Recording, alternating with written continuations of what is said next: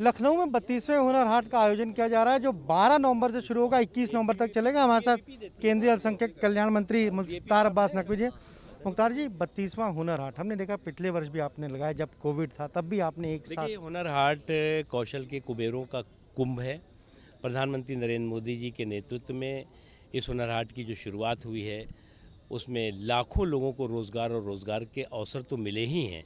जो हमारे देश की हुनर की, दस्तकारी की, शिल्पकारी की, कलाकारी की जो शानदार विरासत रही है, हमारे जो हुनरबाज रहे हैं उनको जो है एक बार फिर से प्रोत्साहन मिला है अपनी कला को, अपनी हुनर को एक बार तराशने का और मौका व मार्केट मिलने का।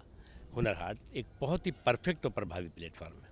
सर, उत्तर प्रदेश में चुनाव है और जिन्ना अखिलेश यादव जिन्ना की बात कर रहे हैं, उनके सहयोगी राजभर बात कर रहे हैं। हताश और निराश आत्माओं में जिन्ना की बुरी आत्मा समय समय पे घुस जाती है।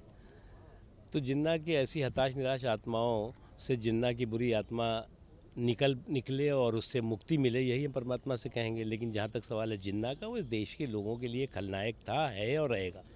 और जो लोग जिन्ना के जो है कसीदे पढ़ेंगे वो भी खलनायकों की श्रेणी में आ जाएंगे।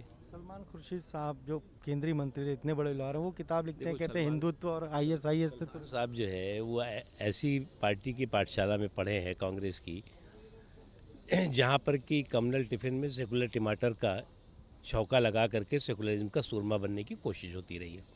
लेकिन ये सारे फार्मूले अब एक्सपायर कर गए हैं, इस बात को वो भी जानते हैं। अखिलेश यादव लगातार पिछड़े और अल्पसंख्यक के सहारे कोशिश में है कि कैसे बीजेपी को इस बार परास्त किया जाए, तमाम लोगों से गठबंधन कर रहे हैं, इसका नुकसान तो नहीं होगा? मुझे क्या लगता है, अभी भी उत्तर प्रदेश के लोग पिछली सरकार के ज़ख्म और दर्द को भूले नहीं हैं।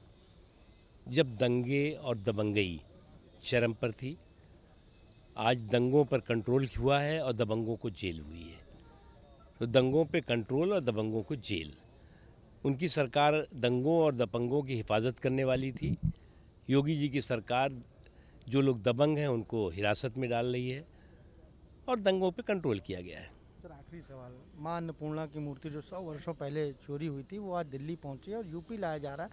अलग अलग शहरों में इसकी शोभा यात्रा निकाली है। विपक्ष कह रहा है कि इसको भी इवेंट बना दी। देखो क्या है कि उनके लिए इवेंट क्या है, विपक्ष के लिए बताएं आपको कि ये जितने भी जेल में अभी सब माफिया, गुंडे, अराजक तत्व, जिनसे उत्तर प्रदेश के लोग हताश थे, निराश थे और पूरी तरह से त्रस्त थे, उनको जो है वो निकालो और उनके माले डाल करके ये जुलूस निकालना चाहते हैं। मां अन्नपूर्णा की अगर मूर्ति आ रही है तो उसके स्वागत के में हमेशा ये जो है वो सवाल खड़े करेंगे, इससे ज़्यादा कुछ नहीं। तो ये आपने सुना, क्या कहना है केंद्रीय अल्पसंख्यक कल्याण मंत्री मुख्तार अब्बास नकवी का। साफ तौर पर कह रहे हैं कि अब चुनाव करीब है तो जिन्ना जानबूझकर कुछ सियासी लोग जो हैं वो उठा रहे हैं। वहीं सलमान खुर्शीद ने जिस तरीके से हिंदुत्व की तुलना की है, उस पर भी वो साफ तौर से कह रहे हैं कि जो जिस जगह वो हैं या जिस पार्टी में वो हैं उसकी ऐसी ही सोच है। वहीं मां अन्नपूर्णा की जो मूर्ति लाई गई है विदेश से, जो चोरी हुई थी, उस पर उनका साफ तौर पर कहना है कि जो सवाल खड़े कर रहे हैं उनकी मानसिकता कैसी है, ये उनके सवाल खड़े करने से ही समझा जा सकता है। कैमरा से वीरेंद्र के साथ अनुभव शुक्ला, AP गंगा, लखनऊ।